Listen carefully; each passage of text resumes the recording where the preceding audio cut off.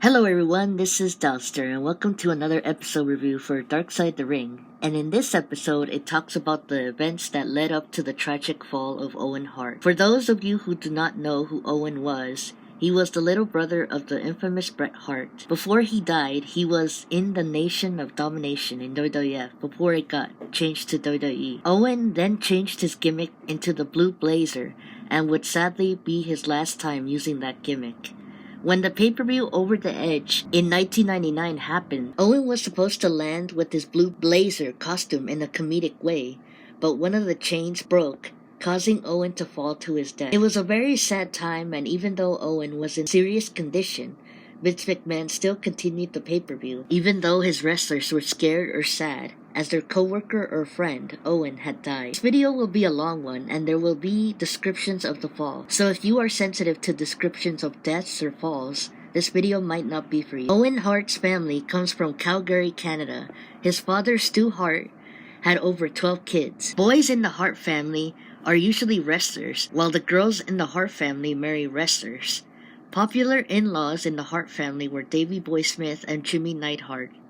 Martha dated Owen when she was 15 and thought that Owen was a scrapper, but she soon realized that he was a down-to-earth person. While being interviewed, Martha said that Owen was a great dad, as you can see from a home movie clip of Owen holding one of his kids as a baby with a smile on their face. OG, Owen and Martha's son, said that his parents' love was very strong.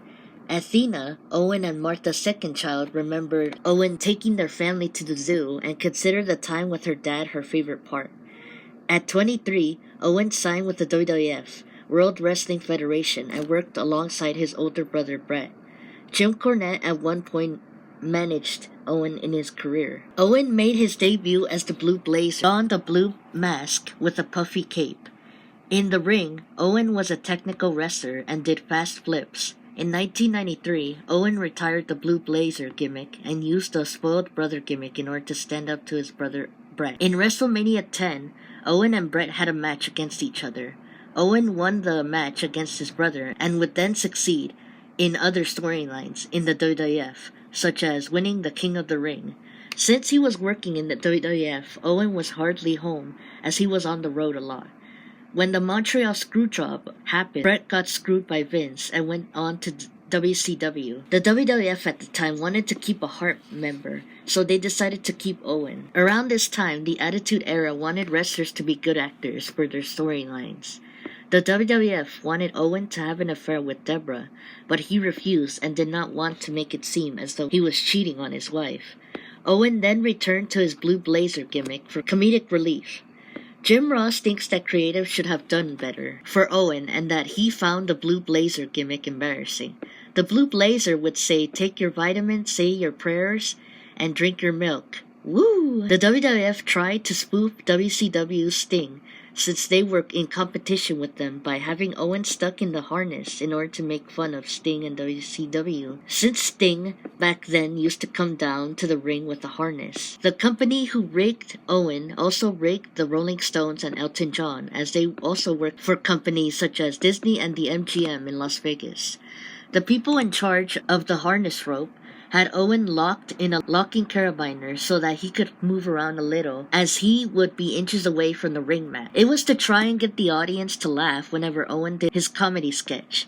The WWF one day called Martha for Owen's measurements for his vest and drop-in because he was not home yet. Martha said in the episode that WWF told her that they had the safest and top riggers for Owen's landing.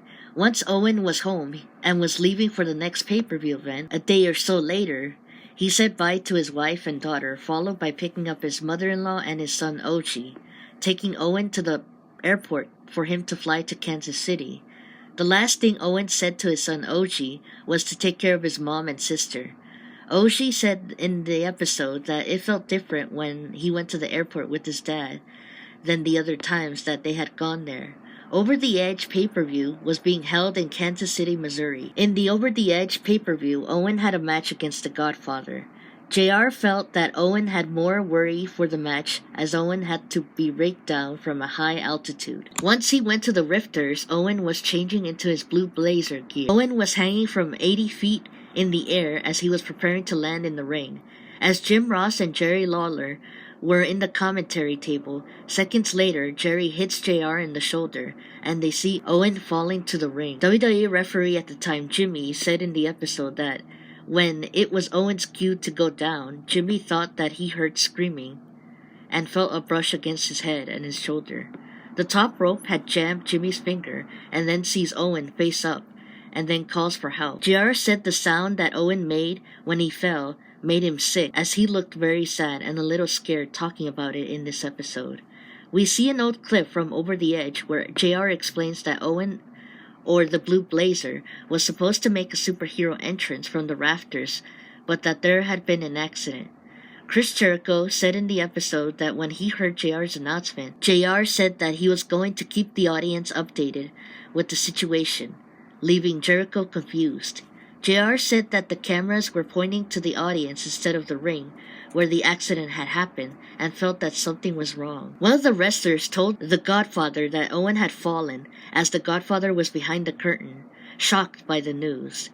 Through his headset, JR was alerted to give updates, but told the people through the headset that he was not receiving anything. In another clip from the pay-per-view, JR had announced that this was not a part of the storyline and that this was real life, as Owen had fallen badly and was in critical condition. D'Lo said that when Jerry came to the back, Jerry looked pale as a ghost. He also recalled Jerry thinking that Owen was dead. In a clip from the pay-per-view, Jerry looked really scared, as if the energy was sucked out of him, as you can see from this episode. JR said that Jerry looked as though he saw death. The paramedics soon arrived at the scene and wheeled Owen past the wrestlers in the back. D'Lo, looking terrified as he talks in the episode, said that Owen being taken to the ambulance was something that he wished that he never saw. The Godfather said that Owen looked blue, causing the Godfather to burst out crying. When Jeff Jarrett did a promo minutes after Owen was taken to the hospital, he was also crying. Through the headset, JR asked for any updates, and Kevin Dunn told him that Owen had died, and told JR to update the audience now on Owen's passing. JR said that the following night of Owen's death, he felt numb as his hands were shaking and his stomach was hurting. Jim Cornette said in the episode of him hearing that the last thing Owen had said to the referee before he died was to look out. Although Owen had perished minutes after the fall, WWF continued the show. In the episode, Jim Cornette looked as if he was about to cry as he was talking about Owen's last words. At home, Martha received a call from an unknown caller, assuming that it was Owen, but instead of Owen, it was Vince. Martha thought it was a prank at first because she said that Owen would prank her, but it was actually Vince. He told her that Owen had a fall and had not received any updates on Owen's condition yet. The doctor called hours later to provide Martha an update and told her that he tried his best to save Owen's life, but that Owen had died. Martha said in the episode that in that moment she screamed no. OG said that he was in his house's basement, and a neighbor came in to tell him that his mom was crying. As OG went to his mom's house and saw her crying, she had said, "What am I going to do?" OG said that he was very confused as to why his mother was crying. Martha said while being interviewed for the episode that when she had received the news of Owen's death, she saw two paths, one for destruction and one for reconstruction. But she chose the second option in order to be strong for her two kids. She then took Ochi upstairs to tell him that his father Owen had passed away. When his mom told him the news, Ochi said that the memory had played in his mind many times. Martha had slept with their two kids the following night that she received the news that Owen was gone. Once Martha saw Owen's corpse, she cried and screamed as Brett was bear hugging her. Owen Hart was laid to rest on May 31st, 1999. Many Canadians went to his funeral and it was packed. It was crowded, so they had to broadcast Owen's funeral in order for the people to be included. Martha said in her speech at the funeral that there will be a day of reckoning and was going to get the bottom of it. Oji said that his mom became a fighter after Owen's death. Martha and the kids eventually went to the arena and to the rafters of where Owen had fallen. She wanted to show her kids so that they would know how their dad died instead of wondering about it later on. She said that she wanted to know how badly Owen's fall was. The rafters were at the top of the arena. Oji wondered how scared Owen was.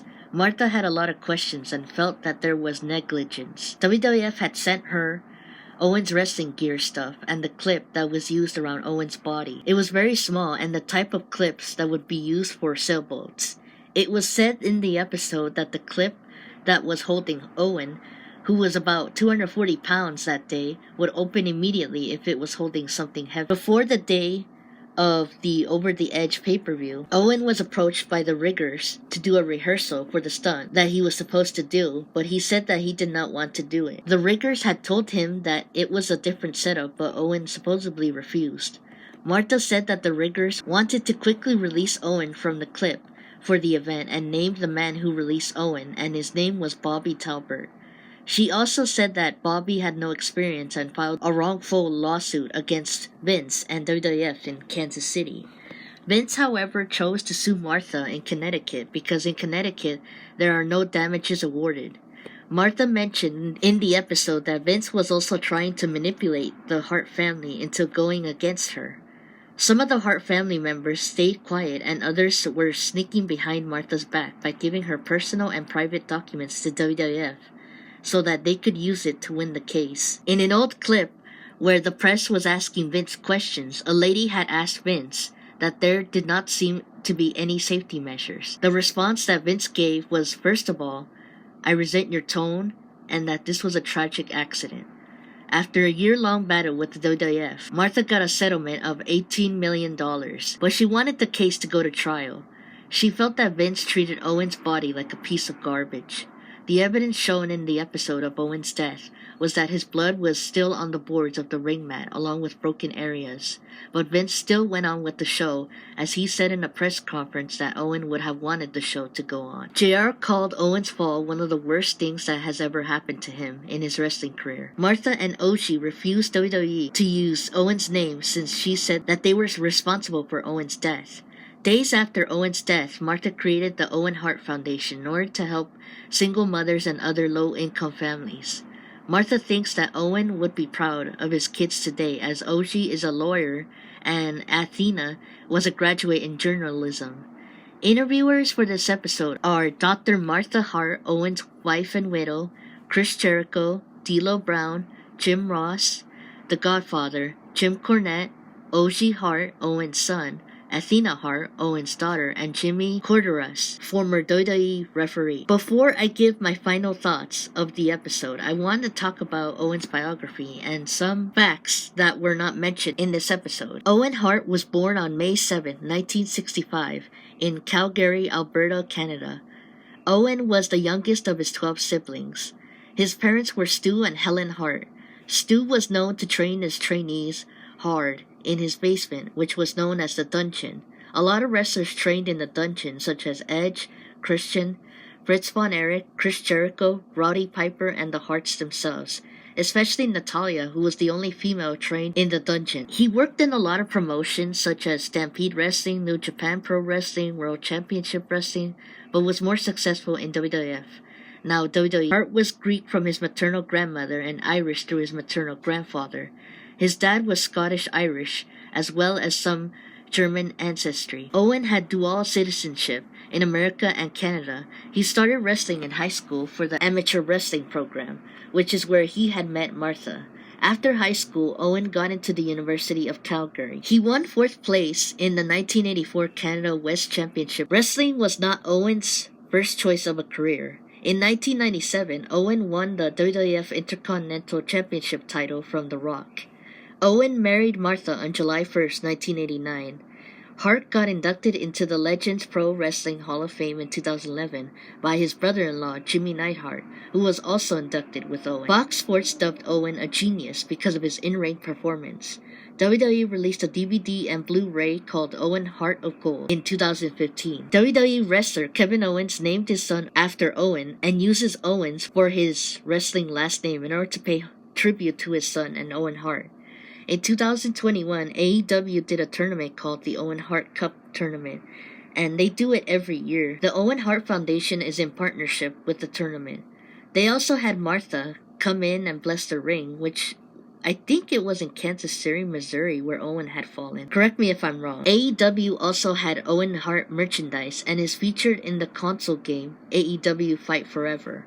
Owen is in the Hall of Fames for Canadian Pro Wrestling, Stampede Wrestling, George Tragos, Lou Thez, Professional Wrestling, Legends Pro Wrestling, Prairie Wrestling Alliance, Professional Wrestling Hall of Fame, and Canadian Wrestling Hall of Fame. His accomplishments in WWF or WWE are European Champion, Intercontinental Champion, Tag Team Champion for 4 times, King of the Ring in 1994, and Royal Rumble winner in 1994. Martha has a degree in psychology from the University of Calgary as well as sociology. She has done a lot of philanthropy work and has made sure that her late husband's name is not used for the wrong reasons. As for Owen's death, he fell 78 feet in the Kemper Arena. His chest landed on the top rope. Television viewers were not able to see the incident. Owen's body was transported to the Truman Medical Center in Kansas City. Doctors tried to revive him multiple times. He died from internal bleeding from blunt force trauma. The impact severed his aorta, which is in the middle of the chest. Over the Edge of 1999 was never released in WWF home video, but was featured on WWE Network in 2014. Yet anything involving Owen was edited out. On an episode of Raw, the next day after Over the Edge, WWF made a tribute episode for Owen called Raw is Owen. The episode is the 3rd most viewed for WWE Raw. Owen was supposed to win the Intercontinental title at Over the Edge, but in a Raw episode, Jeff had won the title and afterwards screamed Owen's name as he was celebrating his win. In an episode for WCW on October 4th, 1999, Bret paid tribute to his brother by having a match against Chris Benoit. In case you didn't know, Martha used some of the settlement money in order to create the Owen Hart Foundation. Diana Hart released a book in 2001 called Under the Mat, but Martha pursued legal action as the information in the book said some false things about her family and her. Martha has her own book called Broken Hearts, The Life and Death of Owen Hart, that came out in 2002. In June 2010, Martha filed a lawsuit against the WWE for using Owen's name and photos of the Hart family, where he was included, for the WWE DVD Heart and Soul. She did not receive royal payments, but settlement was reached in April 2013 for an undisclosed amount. I give this episode a 10 out of 10. As it not only had a lot of information, but you could almost feel the emotions of the people or wrestlers who were there or felt when they heard that Owen had died. It's also why I mentioned it throughout this video in order to get a sense of how sad and awful that accident was. This was intense and I felt so bad for Martha and Owen's kids, Oshie and Athena. Vince should have never continued with the show and should have refunded the audience because of the horror of seeing Owen laying flat on the ring dead. But with Vince, money talks. Owen's co-workers and friends were most likely in so much pain after the fall. I can't imagine working the same day someone close to me dies minutes before. When I got the news that my aunt passed away in the morning, I still went to work and it did not help me much. There's no doubt that Owen was a great wrestler, since those flips that he did from archive footage looked really clean and fast. I did hear some conspiracy theories that Vince had Owen fall in order to get payback to Bret for the Montreal screw job, but it's probably not true. We might never know. I know Vince is currently out of WWE and has gotten himself into serious trouble, so maybe there might be some information about Owen, but most likely not. I'm pretty sure Martha is happy that Vince is getting his karma and that there is yet more to come out on Vince, since there are rumors that more of his dirty deeds will be coming out soon. It was a really great episode. Hard to not feel bad for Martha and her kids, but I wish them all the best. I remember seeing Owen in the Nation of Domination in WWF back when it was still in WWE Network, but it got sold to Peacock soon after. And I remember that one guy, I can't remember his name, I think his name was Jason Sensation. He made fun of Owen Hart's accent and said that, oh, I'm not a nugget or something like that. But I wish her and her kids the best. That's a wrap for Season 2. I'll see you guys in the next video as I only have Season 3 to cover. Take care of yourself and the people around you, and I'll do the same as well, especially my mental health. But I'll see you guys in the next video. Bye guys, and thank you for watching.